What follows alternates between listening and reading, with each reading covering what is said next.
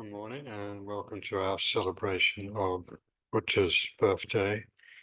We will have some chanting by the Sri Sharadamat nuns, followed by talk and PowerPoint presentation by Fred Schneering, and followed by a talk by Gayatriprana, and then please stay back and get a share of the sweets and savories that are being offered to Buddha. So I invite the nuns now to come and do the chanting.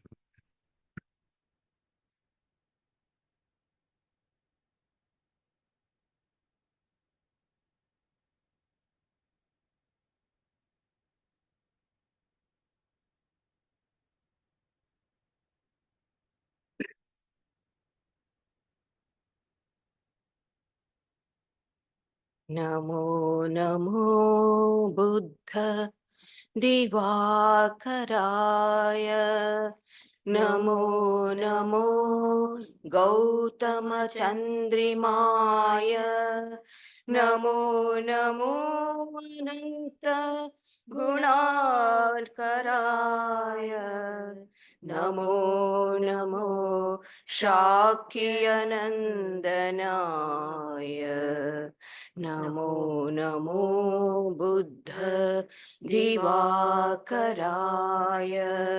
Namo Namo Gautama Chandrimaya Namo Namo Ananta Gunakaraya Namo Namo Shakyanandanaya Buddham Sharanam Gacchami Dharmam Sharanam Gacchami Sangham Sharanam Gacchami Buddham Sharanam Gacchami Dharmam Sharanam Gacchami Sangham Sharanam Gacchami Maya Sutavara Gautamam Shuddhodhana Priya Siddhartham Kapila Vastu Putakaram Gopavallabha Shri Buddham Veda Vidambara Premamayam Satya Gunakara Amitabham Dina Dayamaya Deva Deva Karuna Sagara Kalyanam Janma Jara Vyadhi Nirjitam Kanta Sutta Grihavarjitam Tivratapaklesha Svikritam Nitya Bodhi Sudha Prapitam Jayatu Jayatu Deva Amitabham Jayatu Jayatu Deva Amitabham Jayatu Jayatu Deva Amitabham Jayatu Jayatu Deva Amitabham Shakya Tilaka Kula Shobhitam Himsavrata Bijaduri Kritam Prema Milana Priti Sthapitam Sarva Bhute Vibhuvyapitam Nirvana Tattva Subodhakaram Tapadahana Sukha Vidhayakam Prema Dharanitala Sinchita Maitri Karuna Rasa Manditam Ashtamarga Yoga Darshitam Jnana Nidana Shubha Gotitam Shuddha Buddha Puta Tathagata Mangala Kara Jaya Nanditam जयतु जयतु देव तथागतम् जयतु जयतु देव तथागतम् जयतु जयतु देव तथागतम् जयतु जयतु देव तथागतम् यज्ञविधि श्रुतिनिन्दितम् देवयजन पशुदर्शितम् विहगवेदन भयमोचित दयाघन योगिवर पूजितम् पूर्णमासि शुभ पुण्यदिनम् वैशाखी तिथिगत निर्वाणम् महापरिनिर्वाण लग्नकर जय जय जय देव श्री बुद्धम् दीन शरण विभो नमाम्यहम् तापशमन प्रभो भजाम्यहम् प्रेम ललित नाथ जानाम्यहम् शान्ति निलय रूप वदाम्यहम् जयतु जयतु देव श्री बुद्धम् जयतु जयतु देव श्री बुद्धम् जयतु जयतु देव श्री बुद्धम् जयतु जयतु देव श्री बुद्धम् दीन शरण विभो नमाम्यहम् तापशमन प्रभो भजाम्यहम् प्रेम ललित नाथ जानाम्यहम् शान्ति निलय रूप वदाम्यहम् जयतु जयतु देव अमिताभम् जयतु जयतु देव तथागतम् जयतु जयतु देव श्री बुद्ध जयतु जयतु देव Shri बुद्धम्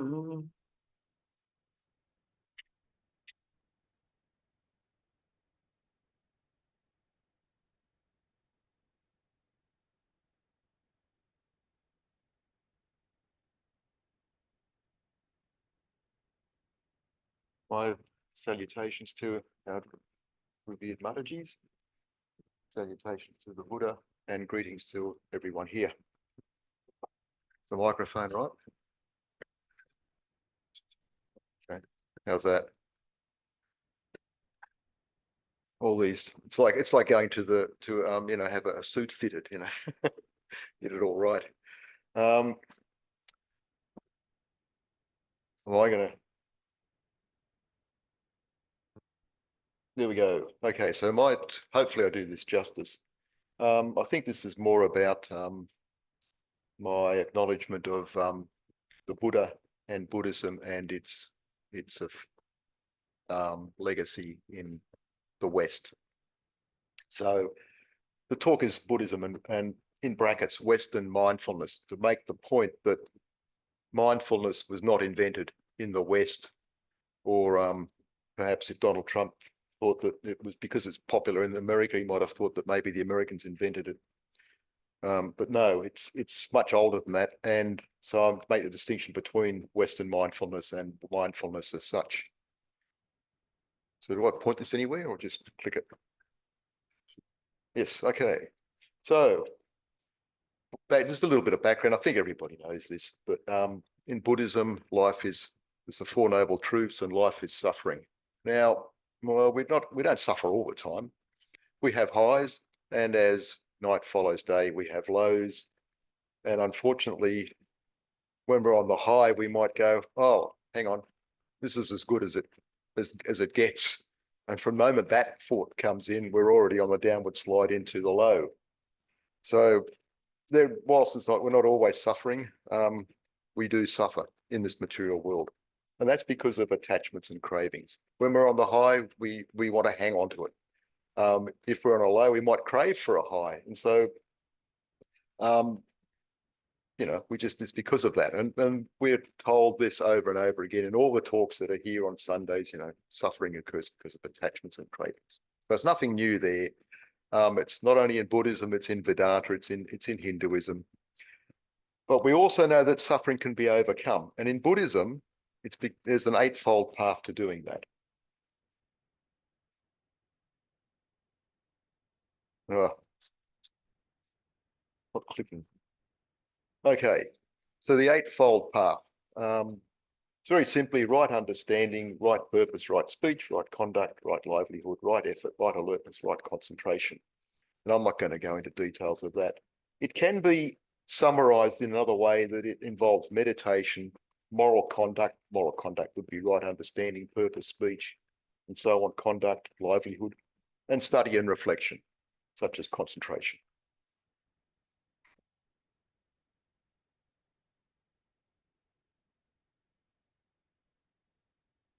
Oh, it's got it. Right. Technology's got me. So in Buddhism, we have meditation. Hang on, did I jump a slide? Oh, hang on. No. So in one of the aspects of Buddhism is meditation. So that's a way to train or still the mind, reduce mental chatter, and gain mental clarity, gain emotional resilience, achieve a state of heightened awareness, and gain insight into the nature of reality. So it's a one technique into seeing the world as it really reality, the ultimate reality. Certainly that's not what's happening in Western mindfulness. It's not aimed at doing that. But so meditation is something that Buddhism uses to get to an insight into the nature of reality.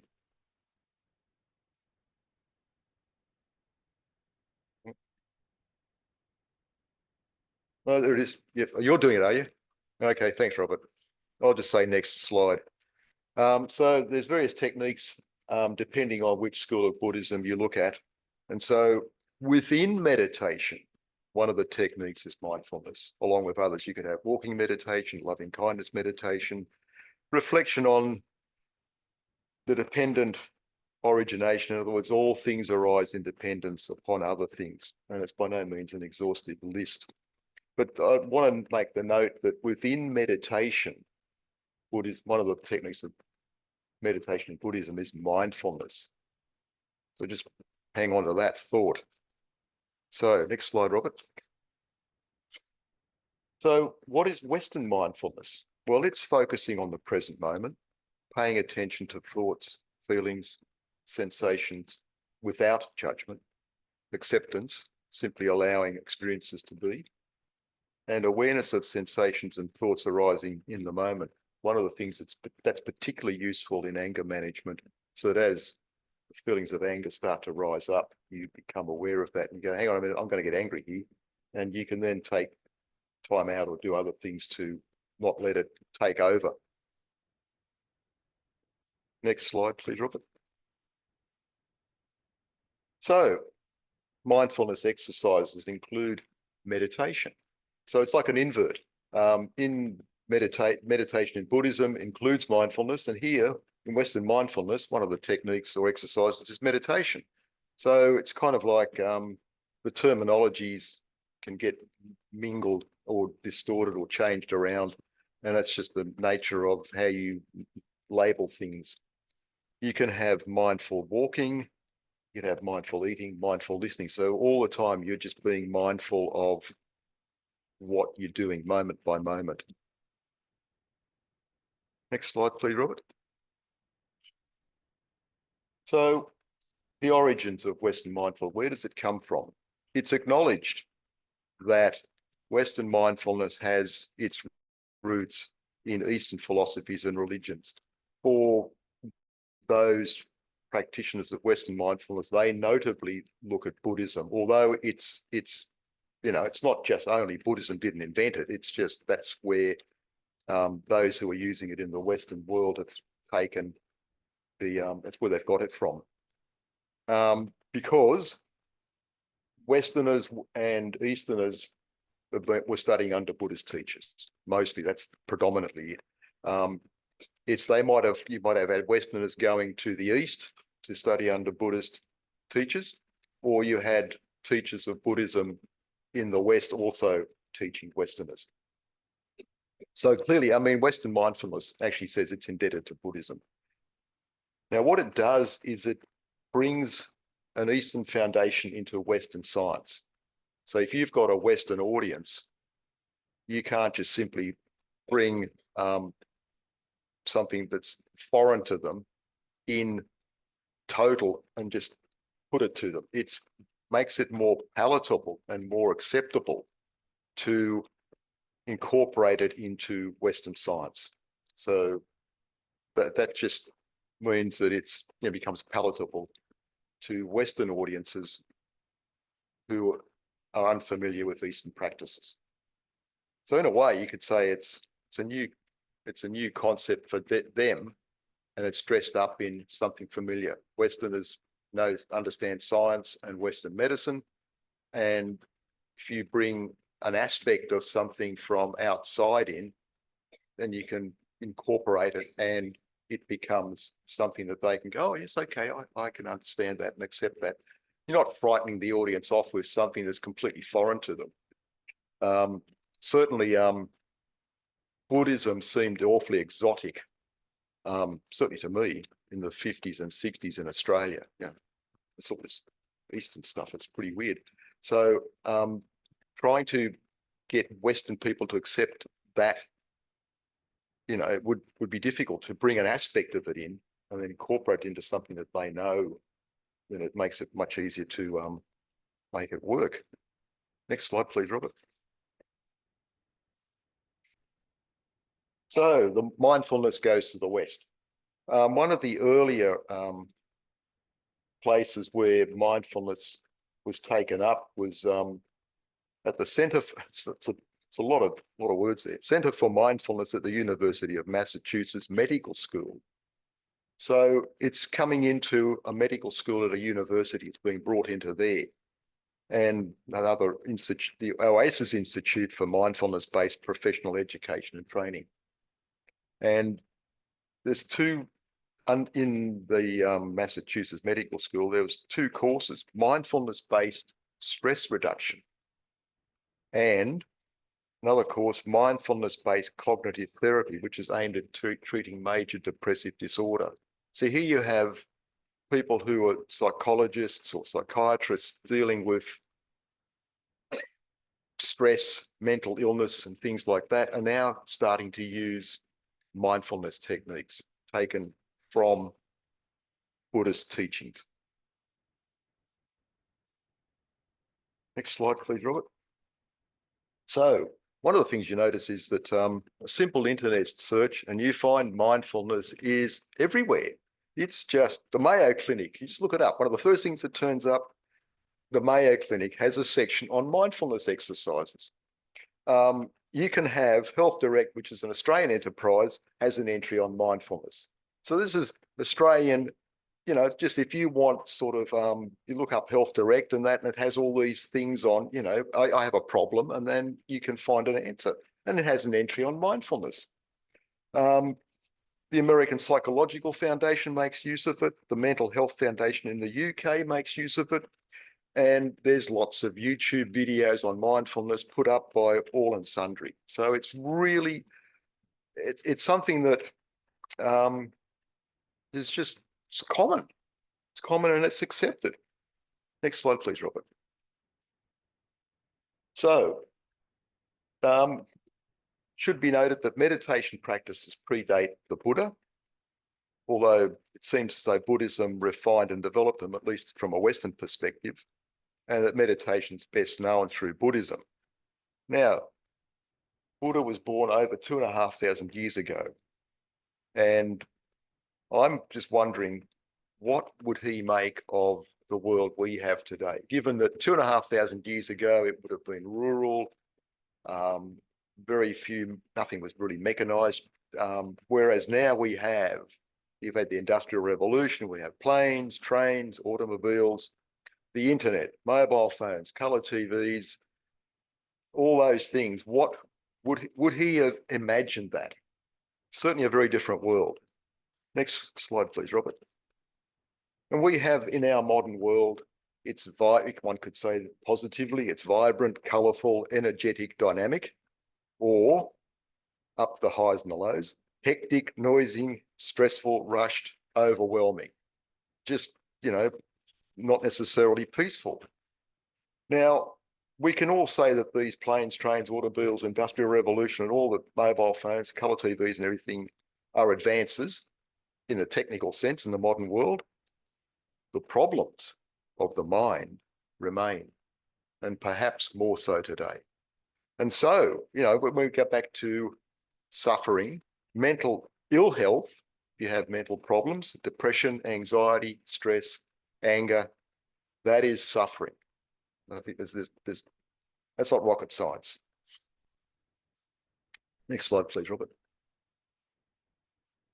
So we have age-old techniques of meditation and mindfulness developed before Buddha, but refined by Buddhism for the Western world.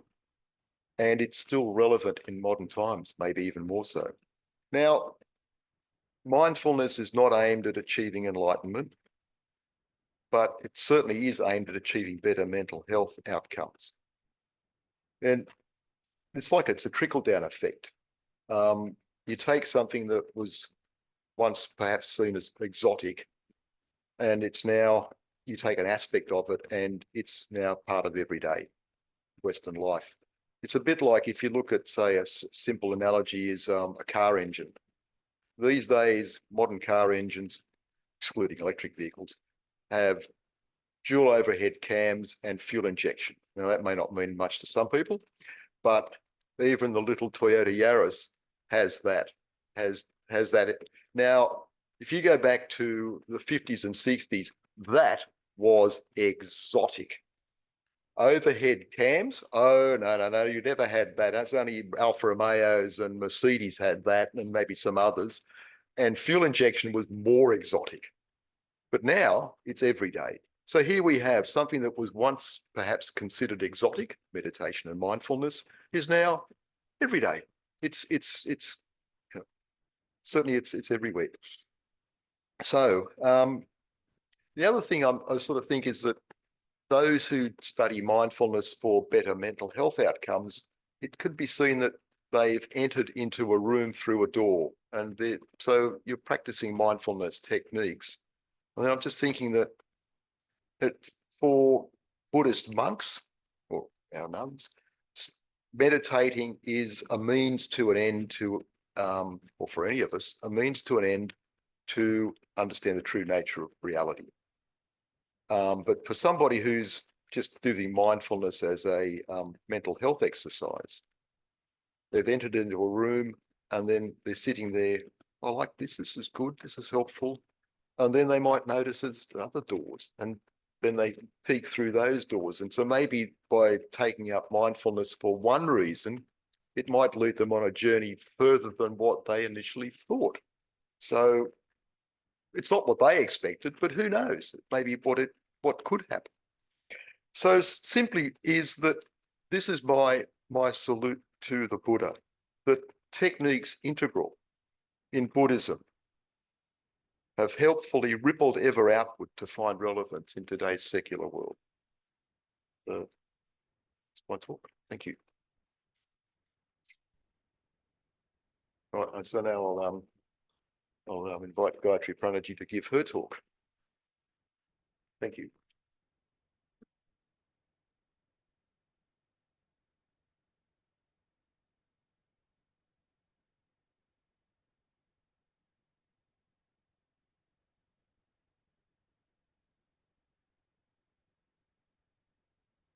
Thank you, Fred, for asking us to all to be mindful.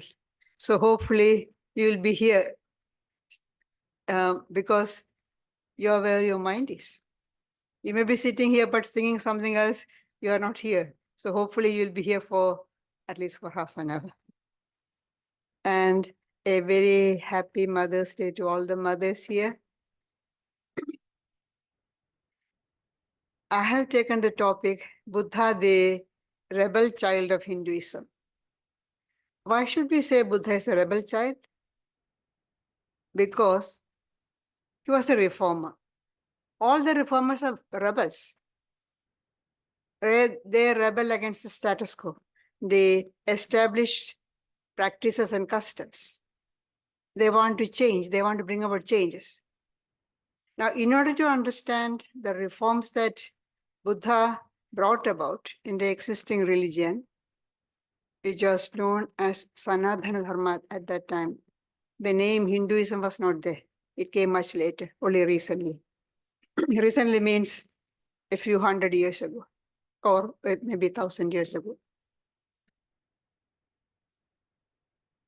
To understand the reforms, we had to know what was the condition of the religion at that time, the religion prevalent at that time.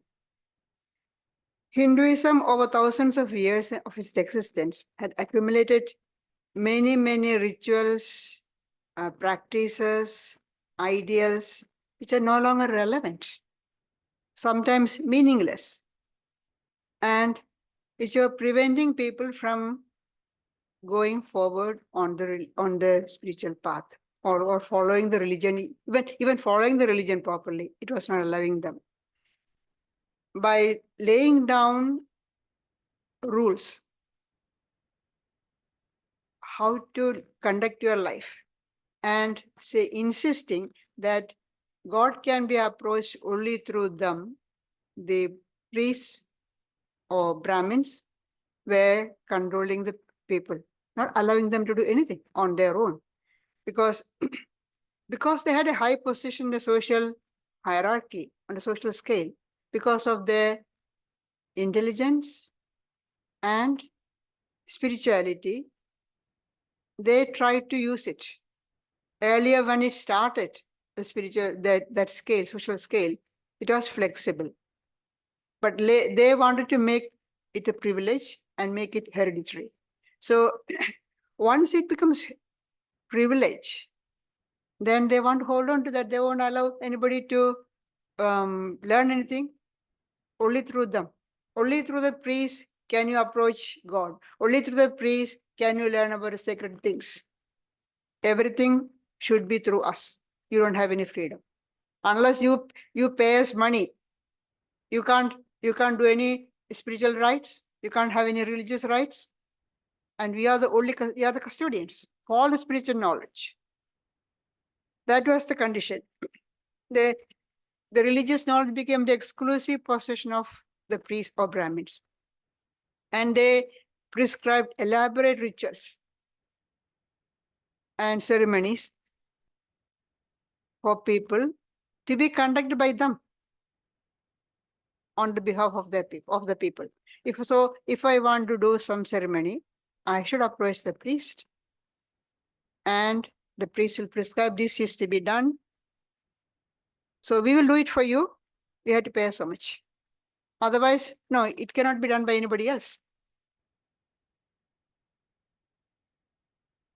That is to profit themselves. Recently, just a few days ago, somebody was telling me, talking to over the phone, the lady was saying, in India it's happening. She said, some of the temples, they have got a pact with some of the astrologers, and the astrologer will say, "Oh, you have got this problem," or you go to an astrologer to solve some of your problem, physical, mental, financial, family, whatever it is. So that the astrologer will say, "Oh, you go to this particular temple and do this rites, rituals." So there is a pact between the temple and the astrologer. They get a commission. So what happened earlier, it's happening again the same thing. It's all over the world. It's a nature. People make it's all money making business. It's not religion. In the name of religion, they make money. And at that time, the language used was Sanskrit, which common people didn't know. So we can say at the time when Buddha appeared on the scene, the Varna, where it was flexible with that in Hinduism, there's 4 Varnas. Brahmin, Kshatriya, Vaishya, Shudra, depending upon the temperament. Brahmins were those who were intellectual, spiritual. So they studied. But later it became hereditary. It became a caste. Varna became caste. And once it became its caste, it is it cannot change. You cannot change the caste. You are born there, you are born there. Varna was flexible. In the same earlier, in the same family, there could be a Brahmin. One child, one person may be interested in studying the scriptures, doing spiritual practices. So one person can be Brahmin. Another may be in administrative section, department, depending upon the temperament. Another may be a business person. So all the varnas were in the same family, but when it became caste, it became rigid. You cannot change. So Brahmins made use of that. So they even prevented the ordinary people from getting knowledge, because everything is in Sanskrit only through us. You come to us, we will tell you. No, you are not allowed to read, you are not allowed to study. And they explained in roundabout ways. And people, because they didn't understand, they were happy. Oh, this is something great. Swami Vivekananda says, if I speak to you in plain language, you won't be happy. If I speak in bombastic language which you don't understand, you'll go home happy. It's a very interesting incident in the life of Swami Vivekananda. He was giving a speech to the students of Harvard University. So after it was organized by Dr. William James. And after that lecture, he was walking along the corridor when he's ahead of him, there were 2 students. One was telling to the other one, oh, I was so disappointed with the lecture. The other one asked, second student asked, why? Oh, because we were told that this speaker is wonderful. So what happened? I understood everything. So if you understand everything, that's not good. If you don't understand, it's great. So that's what the Brahmins did. They prevented people from knowing, understanding the scriptures, and then they interpreted and gave in one roundabout ways the truth. And people thought, oh, this is something great. And for the intellectuals, religion was mostly metaphysical discussions. So they engage themselves in discussions and debates and arguments, and they think that they're progressing on the spiritual path. One of the Brahmajala Sutra states that in Buddha's time, there were about 62 different schools of philosophy. So imagine the time people are spending on philosophical discussion. Is it going to lead to anything? Another aspect of religion that was choking people was tradition. Oh, this practice or custom has been handed down to us from generation, so we must follow it. Is it has it got any relevance now? No, don't ask that question, because this is our custom. This is our practice. We have been doing it. That is, or they will say, it's written in this religious text. So you have to follow it.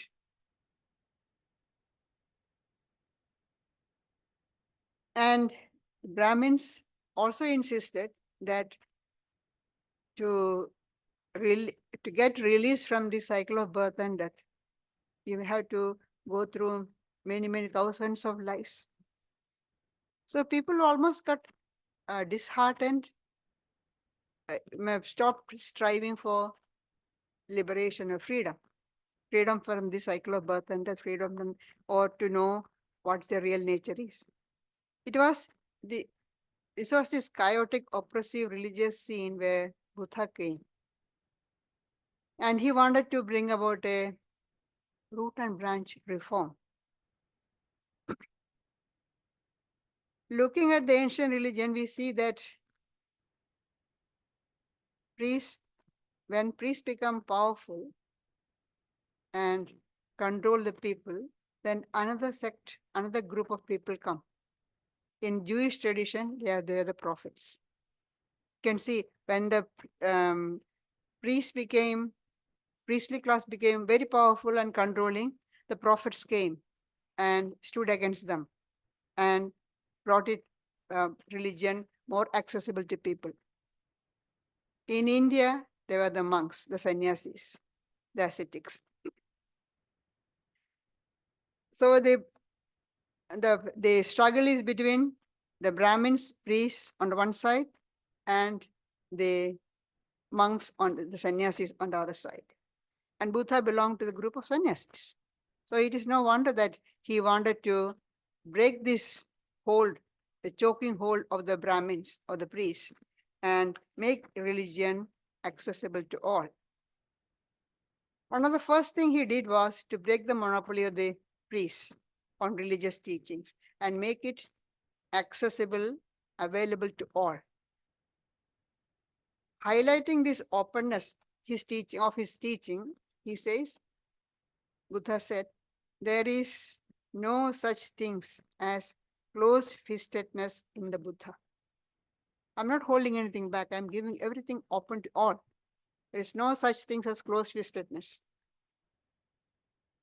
And in his effort to make religious teachings accessible to all, available to all, he even refused to use the Sanskrit language, because Sanskrit was no longer a spoken language. Only the educated elite knew Sanskrit. So he refused to use Sanskrit and he used Pali, the language of the common people. And he did not advocate the practice of any particular religious rites or rituals, nor did he encourage philosophical speculation. When priests prescribed rituals, ceremonies for people to perform, Buddha encouraged them to strive on their own. Do it yourself. Don't depend on the priest. He asked everyone, each and everyone, to seek their own spiritual seeking, do their own spiritual seeking. So he says, those who, relying upon themselves only, shall not look for assistance to anyone beside themselves. It is they who shall reach the topmost height. So Buddha is stressing self-effort. You have to do yourself. Don't depend upon the priest to do it for you. Often here even now we see people, they have to do some rites, can't get any priest. Somebody asked me the other day.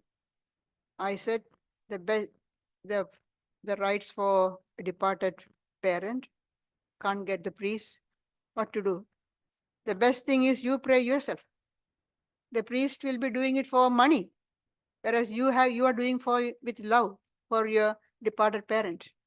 That is more effective than the priest saying some mantras, maybe half.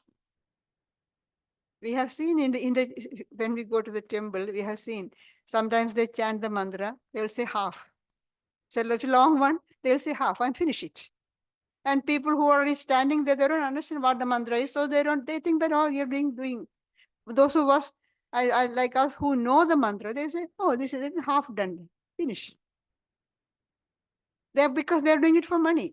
Whereas you do it with love and desire for your departed parent to move forward on the spiritual path, you do with love. That's more important, that's more effective. He always stressed on doing your self-effort.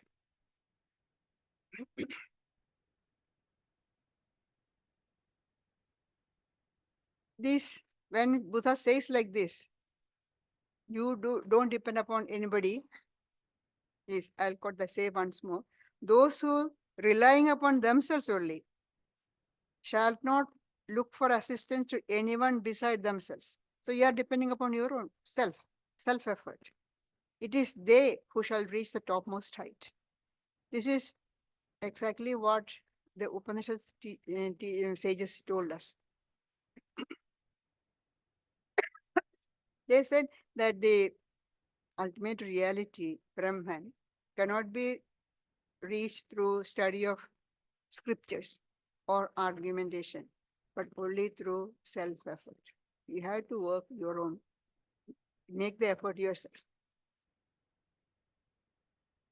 And Buddha did not even encourage the idea of praying to God. We all pray to God for everything. But Buddha did not encourage that. He said, depend upon yourself. His final advice to Ananda, his close companion, was, therefore, O Ananda, be lambs unto yourselves. Betake yourselves to no external refuge, no external refuge. Hold fast as a refuge to the truth. Work out your own salvation with diligence. No external refuge. This we see what the path of knowledge in Vedanta says. There's no, in Vedanta, in the Advaita Vedanta, there is no God. There is nobody to pray to. You have to work on your own. There's no external refuge. Nobody to pray to, nobody to support, nobody to hang on to. No, you have to stand on your own feet and work on yourself. That's what he did, actually, Buddha did. When he left the home, he went to one of the the famous teachers of that religion at that time, and learned whatever he could from that teacher. Then he went to another person. But he realized, no, this is not the solution. I haven't attained enlightenment, the way to be free from suffering. Then he tried to practice austerity, asceticism. That was one of the practices there.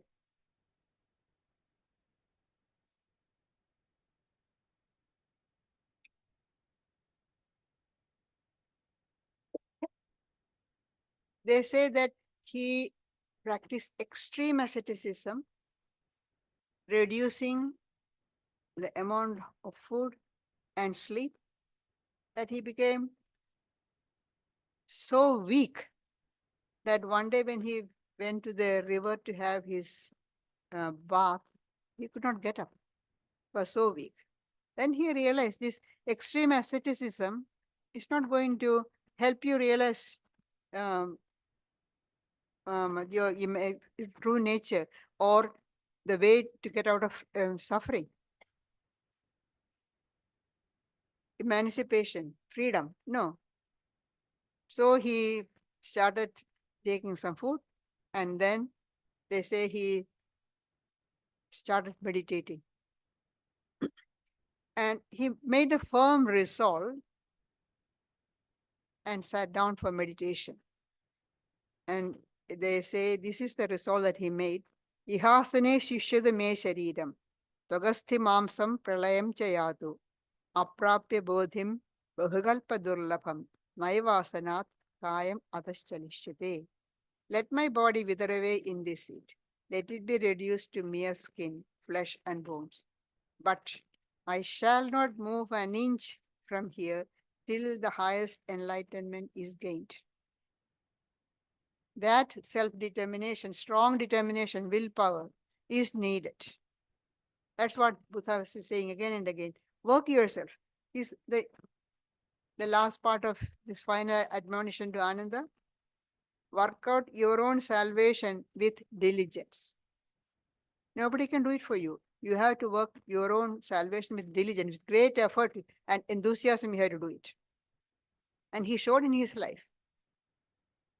He sat there with this firm determination, I shall not move an inch from here till I get enlightenment. And then with great concentration, he was meditating, and that night he had the enlightenment. He became Buddha. When he sat, he was Siddhartha, Gautama Siddhartha, and he got up as Buddha the enlightened, the awakened.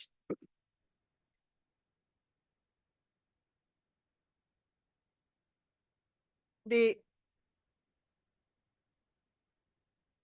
intellectuals, they enjoy hair-splitting arguments and debates because they want answers to the fundamental questions. Who am I? Where am I coming from? Where do I go? When they say, who am I? Then they are actually not identifying with the body. Because if you say, who am I? I'll answer, I am Gayatriprana. But no, this asks is the fundamental question, who am I? Where did I come from? Where am I going? Is this world eternal? Is there anything after death, after the body falls off?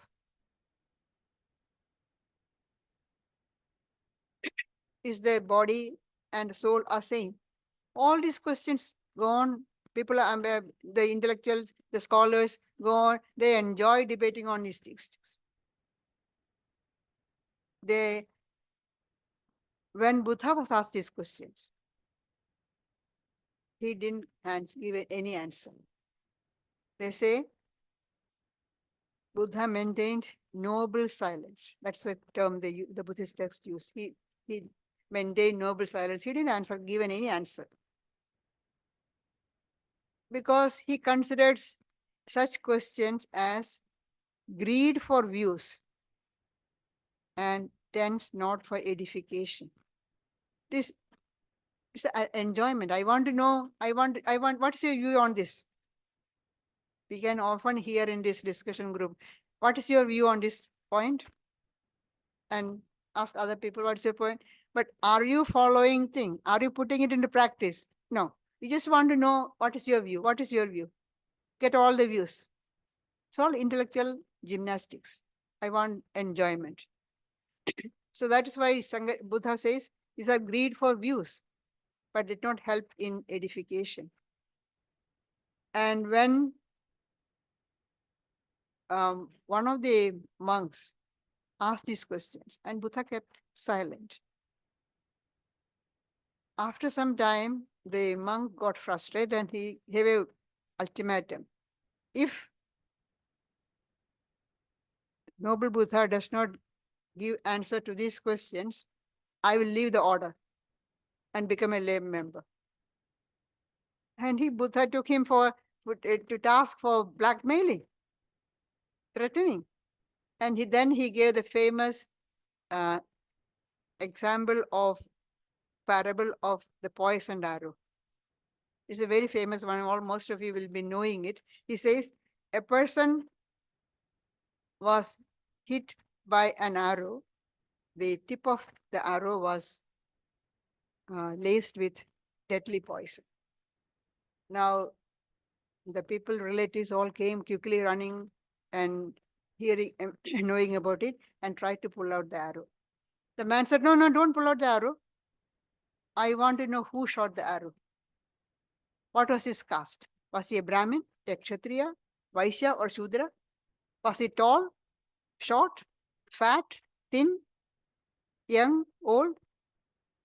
What was the wood used to make the arrow? From where did they get the string for the bow? All these questions, only then you can pull out the arrow. By the time you get answers to all these questions, the man will be dead. That's the famous example that Buddha gave. If you get answers to all these questions. Where are you coming from? Where are you going? What's the nature of the world? What happens after death? Is the world and the body and the soul are one? Is there anything existing after death? Answers to all these questions. Then when will you strive for freedom from suffering? All these questions, whether you get the answers or not. Rebirth is there, death is there, rebirth is there, suffering is there. As you see in the first of the Four Noble Truths is life is suffering. That is there. You are not getting freedom from suffering. The aim is freedom from suffering. So what's the point? That's why he kept silent.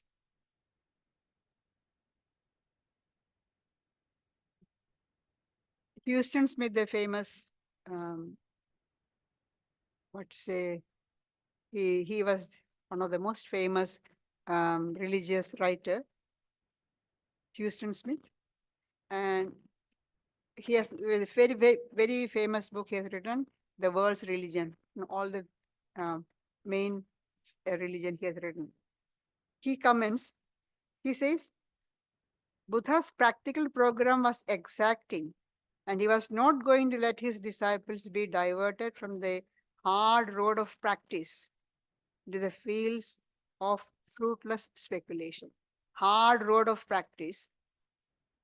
Now, not going to allow them to deviate from the hard road of practice into fruitless speculation. Speculation is, you're not going to give any freedom. It is fruitless. You get intellectual knowledge. Is it going to give you emancipation? You get freedom from suffering? Shankaracharya makes a similar comment about these arguments and debates. He says, they are for the enjoyment of scholars. Never leads to freedom or liberation. But the scholars love that. It's simply wasting your time and energy. Sri Ramakrishna gives very homely example. He says, you go to the mango orchard. It's a mango season.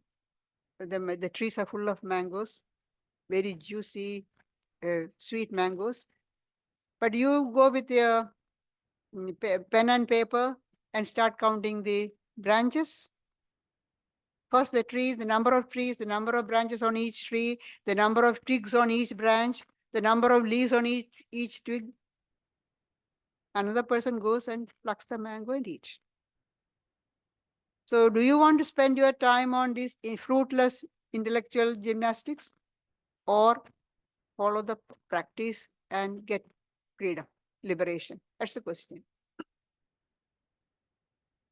Another aspect that needed reform in Buddha's opinion was tradition.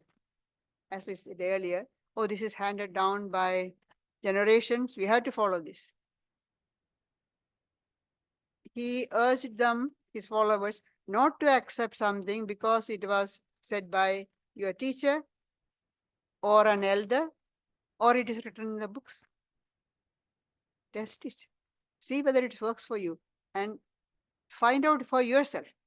Simply don't believe just because somebody said that. So Buddha says, do not accept what you hear by report.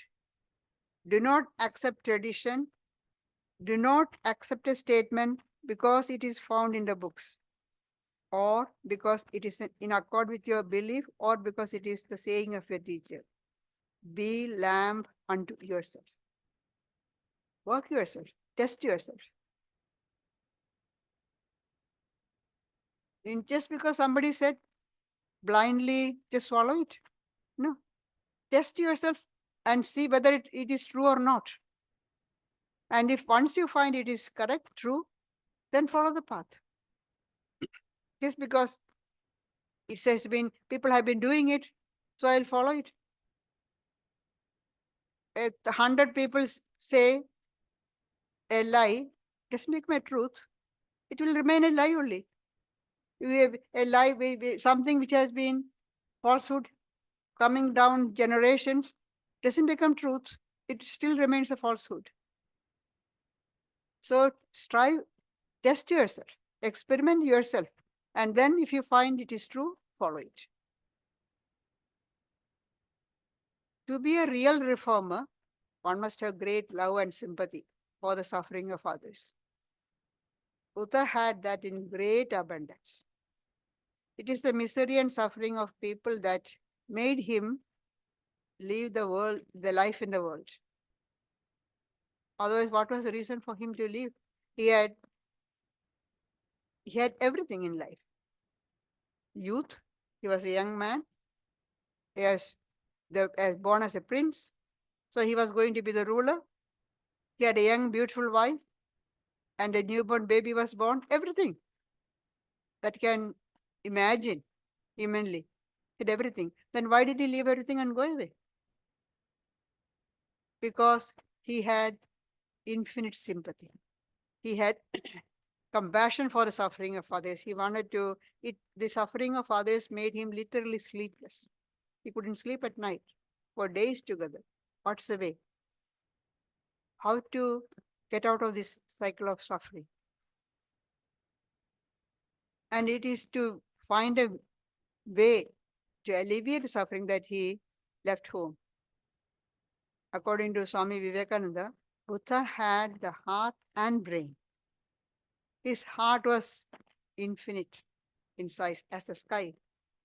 So he didn't seek anything for his own sake, for any personal gain, just for find a means to relieve the suffering of others. That was his heart. And the brain, he had the brain to find out the cause of suffering and a means to get out of suffering. We saw the Four Noble Truths that Fred showed. Cause of suffering is attachment, desire, strong attachment.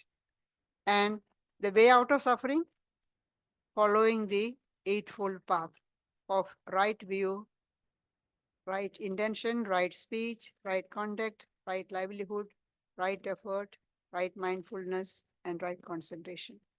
These are the pay. So this is the, we all says we are suffering, we are suffering.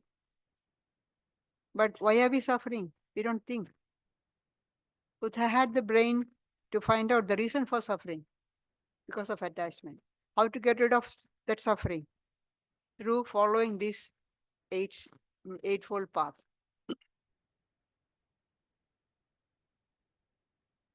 However, in his effort to remove the burden imposed by the priest, the burden imposed by the priests, rituals, traditions, customs, Buddha overlooked the fact, because of his infinite compassion, that people have different capacities and temperaments. Majority of humanity need a God to whom to pray. Because he kept quiet when asked about God, the ultimate reality, Buddha kept quiet. The reason, because it cannot be uttered in words. It is something beyond description. So Buddha kept quiet. What did the followers say? Oh, Buddha does not believe in God. So we don't believe in God. Buddhism does not believe in God. But people want somebody to pray to. Now what happened in the later time? They made Buddha the God. Now if you go to any Buddhist temples, Buddha is they worshipped as God.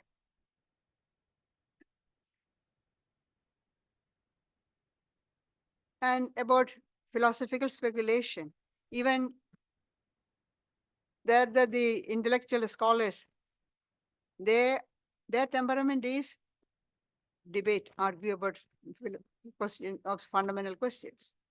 Whether it leads to liberation, freedom from suffering, they don't care. They enjoy that. And that has happened. Even the Buddha had to give that example of poisoned arrow because the monk was insisting on that. From his time it started. And Buddha, because he didn't give any direct answer to these fundamental questions, the disciples interpreted his teachings in their own way, according to their understanding. And then now with the result, we can see so many different schools are there. Schools of thought are there. And they say, in 200 years after Buddha's passing away, there were 18 different schools of thought out there. And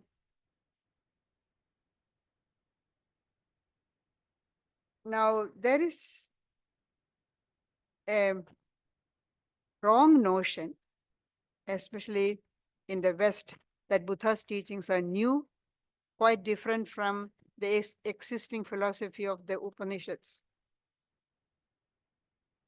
What he did was to expound the truths given by the Vedic seers. But it had become distorted in the course of time. But Buddha was trying to expound them in the pure form.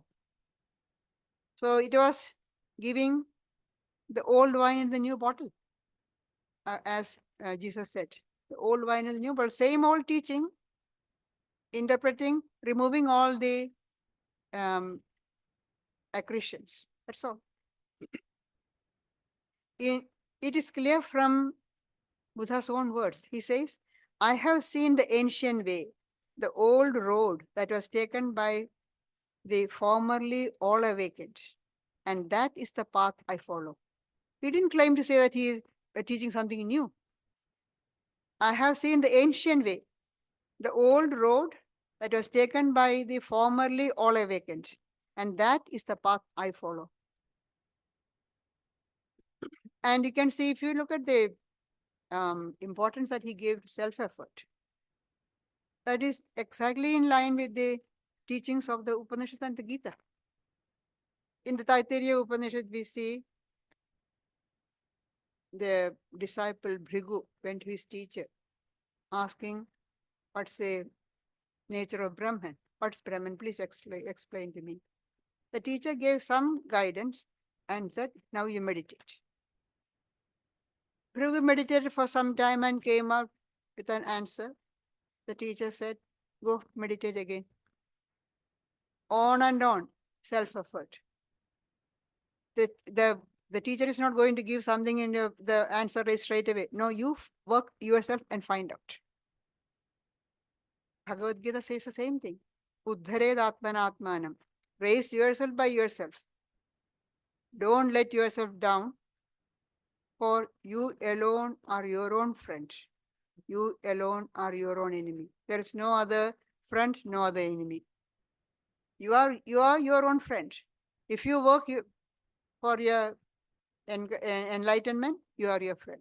If you don't do that, you are your own enemy. Self-effort is implied in all that.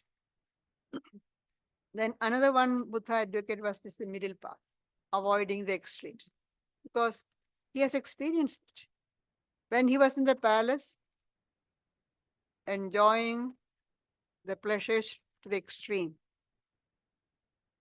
Then when he went as an ascetic, extreme asceticism. He found both are not going to lead to enlightenment, to nirvana. So he advocated the middle path. That was advocated by Sri Krishna thousands of years before Buddha. The Bhagavad Gita, Krishna says, Natyasanastu yogosti nachaikanta manasnataha nachadi swapnashilasya jagrito naivacha arjuna yuktahara viharasya yukta cheshtasya karmasu yukta swapnava bodhasya yogo bhavadi dukhaha. Yoga is not for one who is eating too little, or for the one who is eating too much. Not for the one who is keeping awake, keeping vigil for long, or not the one who is sleeping too much.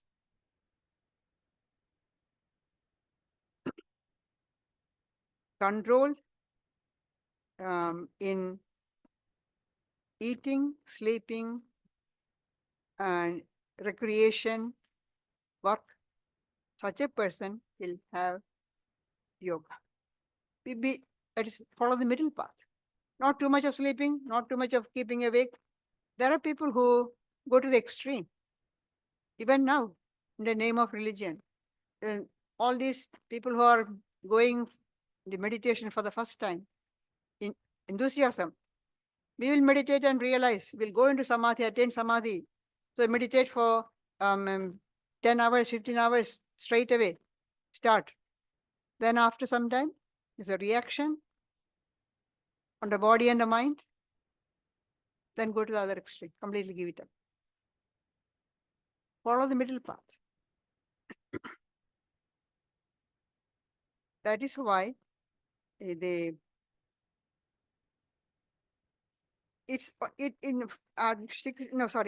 was giving exactly the teachings of the Upanishad sages in the true form. So, Sir Denison Ross, in the introduction to the Light of Asia by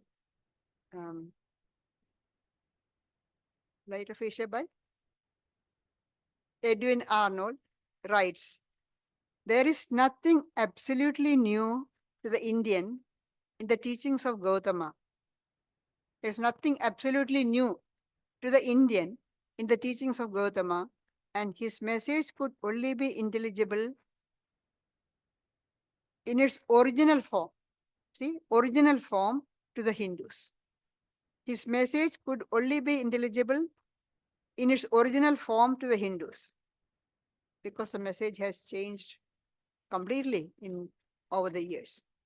He continues, the change he made were either in the cosmogony or the ritual of the Hindus, and could only appeal to those familiar with both.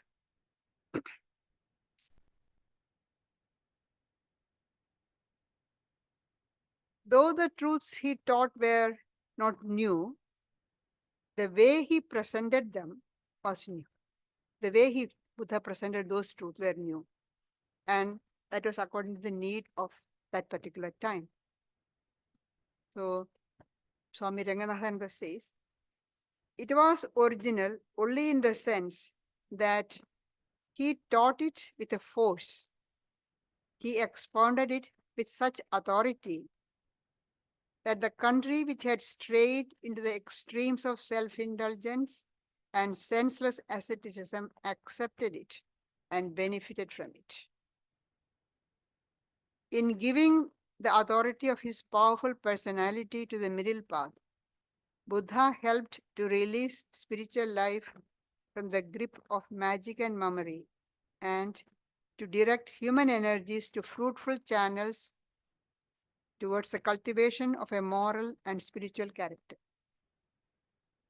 Swami Vivekananda had very great admiration for the personality of Buddha.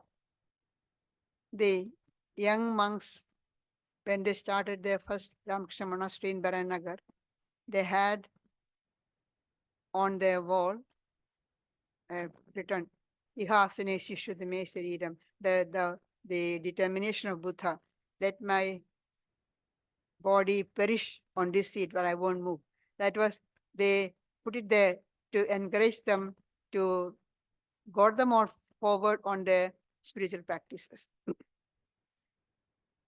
Concluding his lectures on the Karma Yoga, Swami Vivekananda says, it's a bit a long quotation, but it is very interesting, very apt. Swamiji says, let me tell you in conclusion a few words about a man who actually carried these teachings of Karma Yoga in practice. That man is Buddha. He is the one man who carried this into perfect practice. All the prophets of the world, except Buddha, had external motives to move them into unselfish action. Buddha is the only prophet who said, I do not care to know your various theories about God. What is the use of discussing all the subtle doctrines about the soul? Do good and be good. And this will take you to freedom and to whatever truth there is. That is Buddha's words. Swamiji continues. He was, in the conduct of his life, absolutely without personal motives. And what man worked more than he? The whole human race has produced but one such character. such high philosophy, such wide sympathy. This great philosopher, preaching the highest philosophy, yet had the deepest sympathy for the lowest of animals, and never put forth any claims for himself. He is the ideal Karma Yogi, acting entirely without motive, and the history of humanity shows him to have been the greatest man ever born. Beyond compare, the greatest combination of heart and brain that ever existed, the greatest soul power that has ever been manifested. He is the first great reformer the world has seen. Thank you.